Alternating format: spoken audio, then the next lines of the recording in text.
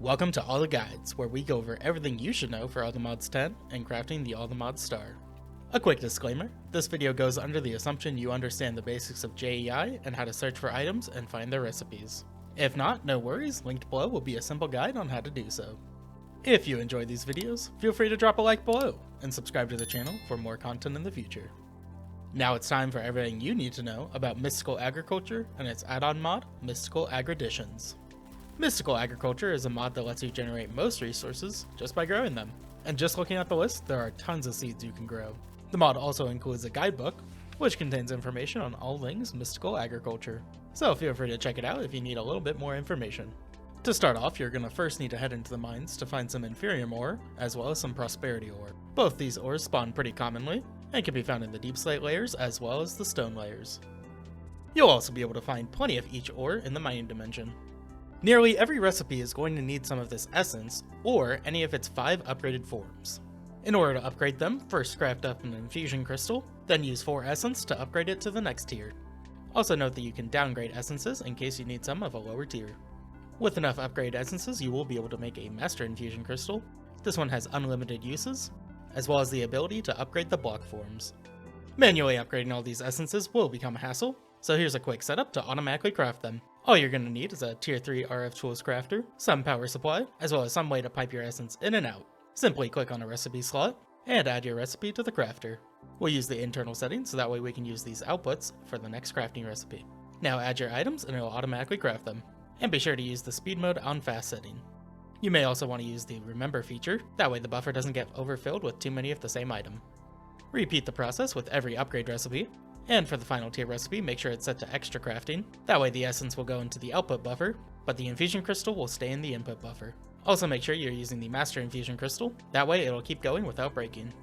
But in order to craft all these high tier essences, we're going to need a lot of Inferium essence. For that, we have a few options. One option is to grow them using Inferium seeds. These can grow on any soil, but placing it on higher tier essence soils will yield a greater output. Although a quicker and easier option is to just mine it using a fortune quarry. For more information on the quarry, be sure to check out my RF Tools guide. Now that we have this essence, let's get to work with it. You're going to want to craft an infusion altar as well as 8 infusion pedestals. Then place the pedestals around the altar.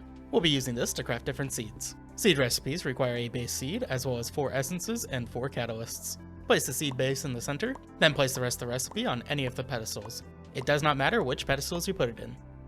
Now we just need to activate it, and in order to do so, you can give it any redstone signal, and then it'll do a little animation to create the seeds.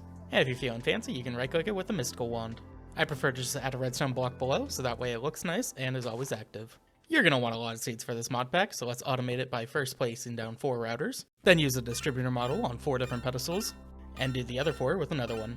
Then we'll want a polar and a sender module for the center. Make sure you're using the Mark II or greater. Place each module inside one router, and now our automation setup is basically complete. Give one distributor the catalysts and the other the essences, and then the seed base goes to the sender. Now watch as your seeds are automatically crafted. And you'll find the finished seeds inside the router with the polar module. If you need to make a large number of seeds or queue up different seeds, add some chests with some pipes to automatically pull stuff in and out of the routers. Then just add your items to the chests and it's all ready to go. You can add some speed upgrades to the routers to make them go a little faster, which can be especially helpful if you're tick accelerating the altar. Just be sure not to add any stack upgrades, as the pillars can only have 1 item at a time. Of course, just taking them out will fix it right away. Mob seeds are crafted a little bit differently. You'll need to fill up some soul jars as well as use a solium seed base in the center. In order to get some solium, you're going to need to head over to the nether. Here you'll find some solium ore as well as soul stone. Be sure to grab both. In order to fill these jars, you'll need to kill some mobs with a solium dagger. Each kill will give 1 soul. Alternatively, you can give some power to a soul extractor, and can slowly fill jars using their mob drops. Be sure to check JEI to see which items give which souls. Now there are tons of seeds I would recommend you make, and of course you can always make others as well. These are just the ones I recommend if you are going for the star. The only ones you technically have to make for the star are the elemental seeds as well as the wither skeleton seeds. So let's just go over them all real quick. You'll want all the elemental seeds, earth, air, fire, and water. You'll need these for the star, and they're also very helpful for a lot of basic recipes, such as creating lava or water buckets. Wood seeds are great for getting different wood types. Nature seeds are great for various crops. Dye seeds let you craft nearly any dye. Fish, squid, and diamond seeds can be used to make conduit parts. which is great for using on spawners so that way they can work in the mining dimension. Experience seeds can be used for bottles of enchanting, as well as for crafting enchanted books. Wither skeleton seeds are going to be needed for crafting witherproof blocks, which can be crafted into bricks, which will then be used to make the wither compass, one of the major pieces of the star. And finally, there's about 18 seeds that produce just basic resources, and we'll use those resources to complete various mods. Those seeds include netherite seeds, fluorite seeds, fluix seeds, uranium seeds, glowstone seeds, nether quartz seeds, cyanite seeds, certus quartz seeds, grains of infinity seeds, nether seeds, silicon seeds, obsidian seeds, amethyst seeds, skystone seeds, sulfur seeds, redstone seeds, graphite seeds, and steel seeds. And now that we have all our seeds, we're going to need some kind of farm to grow them. So let's look into a couple designs and see which one you may prefer. First up is a simple design using growth accelerators from Applied Energistics. These growth accelerators need power and are able to accelerate crop growth on 4 of their faces. We're using a waterlogged harvester pylon to collect crops. Using a silent gear hoe or an unbreakable hoe will make it last forever. Then you'll just need to put any kind of storage on top. The farm currently only has 1 obsidian seed in it, so we can see this farm design produces about 1 essence per second for each seed you'll use. The harvester pylon can only work in a 9x9 area, so this is about the maximum size that you can work with.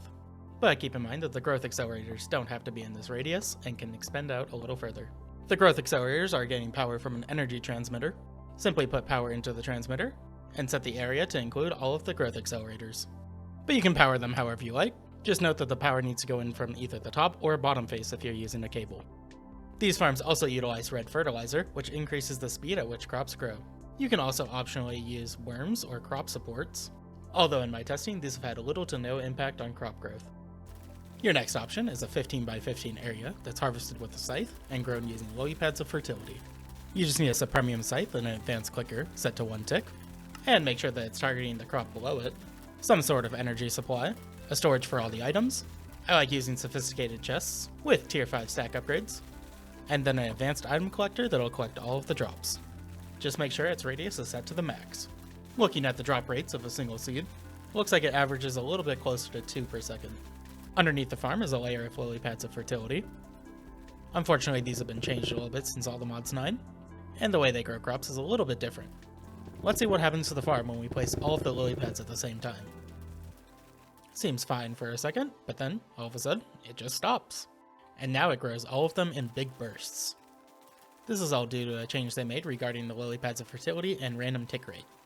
But all you should know is that there is kind of a way around it, and that's by making sure that all the lily pads are not placed at the same time, by manually placing them. And be sure to chunk load the area so that way they don't all turn off, which would result in them all turning back on again when the chunks are loaded. If we take a look at the rates, it's about half of what it was before. It's also important to note that they changed the recipe for the lily pads, and you'll have to do a lot of steps in nature's aura in order to craft them. There are growth accelerators included in the mod itself, but they can be very spendy to craft and aren't quite as effective. A fun thing you can do is use the Just Dire Things mod, using an Eclipse Alloy Hoe, and by adding a Drops Teleport add-on to it, we can set the destination for the chest, then till the ground to get some Shadow Pulse soil. This soil gives a slight increase to the crop growth speed, but we can quickly use a watering can to grow them for us, and we'll see that the crops automatically harvest themselves and add their drops to the chest. Our final growth option will be with Hydroponic Simulators. Check out the guide for industrial foregoing if you have any questions about that mod. To set it up, we're going to need to feed some water and energy into a hydroponic bed, as well as some ether gas. I'll be growing some nether star seeds, so we'll need to include a nether star crux below it. The top of the block acts as soil, so just place your seed right on top of it. Now let's turn the machine on and let it run. Do note that we are using the highest tier add-ons, and as you can see, we're producing about 2 crops a second. Make sure that you place in a hydroponic simulation processor, that way we can start making our way towards a simulated hydroponic bed. This one's been running for quite a while, so let's see how much we can get from it. To use it, we'll just need a simulated hydroponic bed. Note that the simulated bed only needs energy and no crux below it. Simply place the seeds in the left slot and the processor in the right one. And now let's see it in action. The hydroponic bed is a much more server-friendly item, and was just introduced in the latest few patches. Notice that each cycle produces a large amount of resources. What's great about these is we're able to tick accelerate them with soul surging. For more information on that, check out the industrial foregoing guide. We have some souls being imported into an interface, and 4 soul surges on each side of the open faces. You'll notice that these run a lot faster. In this setup, we're using an entangled block for the hydroponic bed. That way we can import our water, energy, and ether gas without taking up a side face. You can also use routers if you don't want to use an entangled block. Do note with this setup you'll need to soul surge the power input, otherwise it won't be able to keep up. We're taking all of our output and adding it into a chest, and in this chest we have a compacting upgrade, which will craft our essence down one tier, and then we'll need to use a crafter to craft it down into nether stars. And these are imported right back into the chest. We can see with 4 soul surges we're making nearly 2 nether stars a second. This equates to growing a crop 54 times.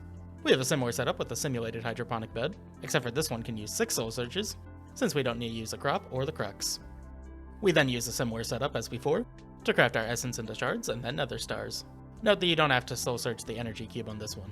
Looking at the nether star rates on this one, it makes about twice as much as the last one, and doesn't require any ether gas. The mod also includes 6 different tiers of armor, as well as 6 different tiers of weapons and tools. To craft them, you'll need some prosperity gems and ingots, which can be upgraded into different tiers, and those will be used to upgrade tools and armor up to their next tier. Note that any of the essence pickaxes are able to mine aldomodium ore, vibranium ore, and unobtainium ore. A perfect option if you're still in the early game. All tiers of essence gear and tools come with an augment slot, which you can use to add different buffs. Note that awakened gear comes with an extra augment slot. In order to craft the augment, simply place the recipe inside an infusion altar, just like you would do with any other seed. Except for this time, we're going to use an unattuned augment in the center. Now that we have some augments, let's add it to our gear using a tinkering table. For the helmet, I suggest using luck and night vision. For the chestplate, I recommend flight and the health boost 5. The pants will get speed 3 as well as absorption 5. And the boots will get fire resistance. And for the sword, I like to add strength 3. You can optionally add area of effect to it as well, but I sometimes find it to be annoying hitting too many things at once. Do note that none of the augments are able to stack with each other. And now, not only are we able to fly, but we're also able to run at extremely fast speeds.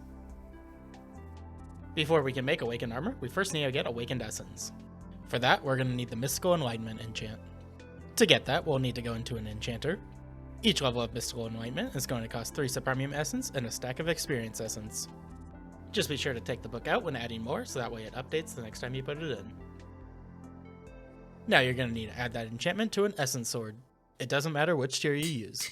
Now we're going to need to kill either a wither or an ender dragon. For this, let's do a wither. And the easiest way to trap him is by using some tinted glass. Now simply kill the wither with your enchanted sword, and it'll drop some cognizant dust.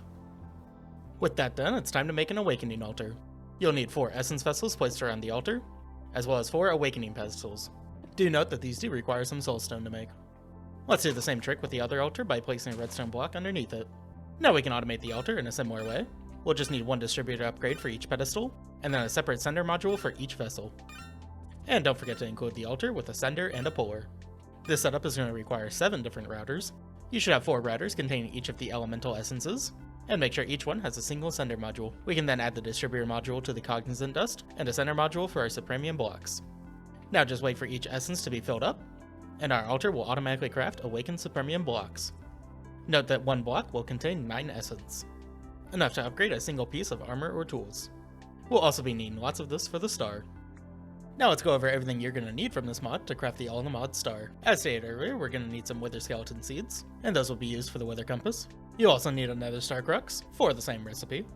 You're also going to need to craft up a creative essence. This requires 108 insanium essence, or 110,592 inferium essence. 1 awakened supremium ingot block, which is going to cost 18 awakened essence. And finally, you're going to need to make 2 awakened unobtainium vibranium alloy blocks, and those are going to take 12 awakened essence each, for a total of 42 awakened essence, which means you'll need a total of 20 cognizant dust. And that's going to wrap it up for everything you're going to need to know for Mystical Agriculture and Mystical Agriditions. If you have any questions, feel free to drop them in the comments below. With that being said, thanks for watching.